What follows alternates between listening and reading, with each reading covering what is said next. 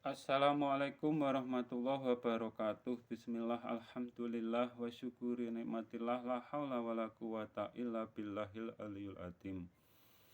Pemahaman Nur Muhammad menyesatkan umat.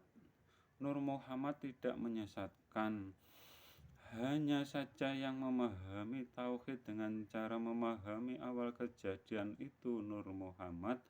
Entah bagaimana kalian mengistilahkannya dengan bahasa apapun, dan bahasa itu hanya untuk menyebut suatu hal agar orang lain dapat mengerti atau memahami yang kalian ucapkan. Nur Muhammad awal yang diciptakan dan mengembang menjadi ke semua makhluk. Orang-orang yang tersesat memahami Nur Muhammad, mereka tidak berpatokan pada ayat atau seruan ayat jangan samakan, jangan sekutukan zatnya Allah Subhanahu wa ta'ala dengan makhluknya. Mereka memahami setelah Nur Muhammad diciptakan lalu menjadi atau disebut Ahmad. Si Ahmad ini dipahami lagi sama dengan zatnya Tuhan, atau ada juga yang memahami kalam qadim dan di sisi lain menjadi Nabi Muhammad. Pemahaman yang demikian mirip dengan tauhidnya agama sebelah yang telah rusak tentunya, karena semua nabi satu tauhid. Kalau di Alkitab disebutkan bahwa awal kejadian itu firman, yang berarti tidak ada firman yang menyerupai, menyamai, apalagi melebihi Alkitabnya. Ini satu makna dengan seruan ayat Al-Quran, jangan samakan, jangan sekutukan Tuhan dengan makhluknya. Kalau di istilah tasawuf, pahami asal muasal titik. Dalam pengertian titik berhadapan dengan apa? Titik berhadapan dengan papan tulis atau berhadapan dengan kitab atau bukunya. Kalian yang memahami Nur Muhammad lalu menjadi Ahmad berarti menyekutukan Tuhan dengan Nur Muhammad. Setiap atau semua yang diciptakan itu disebut makhluk. Tuhan menciptakan Nur Muhammad bukan berarti Tuhan membutuhkan Nur Muhammad untuk agar supaya zatnya Allah Subhanahu wa ta'ala tercipta dengan sempurna. Ada tidak adanya Nur Muhammad, zatnya Allah Subhanahu wa ta'ala sudah sempurna. Nur Muhammad diciptakan dari nurnya Allah Subhanahu wa ta'ala, bukan berarti zatnya Allah Subhanahu wa ta'ala berkurang, karena sifatnya zat yang disebut Allah Subhanahu wa ta'ala maha kekal, maha satu, dalam pengertian satu yang hakiki atau tidak seperti bilangan yang dapat berkurang atau dikurangi atau dibagi atau dibagi-bagi atau ditambah lalu dijumlah menjadi satu. Jangan samakan, jangan sekutukan zatnya Tuhan dengan makhluknya, karena zatnya Tuhan dengan zatnya makhluk memang berbeda sifatnya, atau zatnya Tuhan wajib berbeda dengan makhluknya. Banyak yang memahami Nur Muhammad atau mencari keilmuan tauhid dengan jalan memahami Nur Muhammad, merasa telah ma'rifat dan merasa ma'rifatnya yang tertinggi, akan tetapi tidak percaya dengan adanya zat yang disebut Allah Subhanahu wa ta'ala, dan anehnya mereka memahami dirinya lahir batin sama dengan Tuhan. Tuhan maha gaib dan maha nyata. semesta. Bukan berarti Tuhan ada dua sisi seperti makhluk hidup yang mempunyai jasmani dan rohani. Dan jangan samakan roh dengan Tuhan. Tuhan Maha Satu. Tuhan Maha menyempitkan semua makhluknya.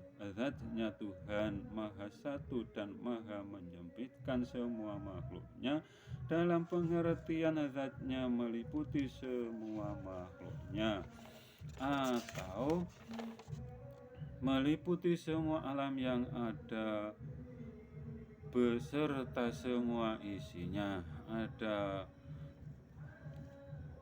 Ada 3 alam yang dapat diketahui manusia: alam nasut, alam jabarut, alam malakut. Alam nasut, alam yang dapat kita lihat ini. Alam jabarut, alamnya jin, setan, dan lain-lain. Alam malakut, alamnya para malaikat. Ada juga yang menyatakan alam lahut setelahnya, atau alam yang keempat. Akan tetapi mereka sebut alam ketuhanan. Akan tetapi kami tidak setuju dengan pengertian alam lahut, karena zatnya Tuhan tidak membutuhkan tempat atau alam atau makhluk. Semua alam semesta diciptakan diperuntukkan untuk makhluknya, dan semua manusia dibekali persaksian dan perjanjian. Hidup hanya untuk melaksanakan janji itu. Perjanjian setelah roh tertiupkan, yang meniupkan dengan yang ditiupkan wajib berbeda, dan memang berbeda. Pengalaman kami bermain di medsos, hamdalah, ada satu titik terang untuk orang lain. Setelah kami dan mereka saling komen selama 3 hari, itu pun kalau ada waktu yang senggang. Dan akhirnya yang dulunya memahami kalau Nur Muhammad dengan Tuhan sama, akhirnya beliau sadar kalau zatnya Tuhan dengan Nur Muhammad itu sudah berbeda. Setiap makhluk bersaksi kepada Tuhannya. Begitu makhluk selain jin dan manusia selalu bertasbih kepadanya, dan tidak satu helai daun pun yang jatuh tanpa sepengetahuan Tuhannya. Nur Muhammad awal kejadian, dan semua yang diciptakan dari Nur Muhammad. Yang demikian itu untuk memudahkan kalian atau agar meringkas dalam memahami Tuhan dengan makhluknya. Bertauhid hanya ada 2 kata, makhluk dengan Tuhannya. Dari Nur Muhammad sampai apapun itu yang disebut makhluk, karena membutuhkan yang menciptakan, sedangkan Tuhan wujudnya tidak membutuhkan makhluk selain Dia. Yang pasti makhluk bukan Tuhan, dan Tuhan bukan makhluk. Sifat zatnya Tuhan wajib berbeda dengan makhluknya, atau zatnya makhluk tidak ada yang sama dengan Tuhannya. Jangan ikutan tauhidnya Fir'aun yang berikrar sebagai Tuhan. Banyak tauhid umat manusia yang sama dengan Fir'aun. Bedanya hanya berikrar sebagai Tuhan dengan tidak berikrar saja. Dalam pengertian sama, Fir'aun. Tauhid tidak pandang bulu, entah guru, entah ustadz, entah mursyid. Bila salah iman, amal ibadah akan terbalas api neraka. Wassalam.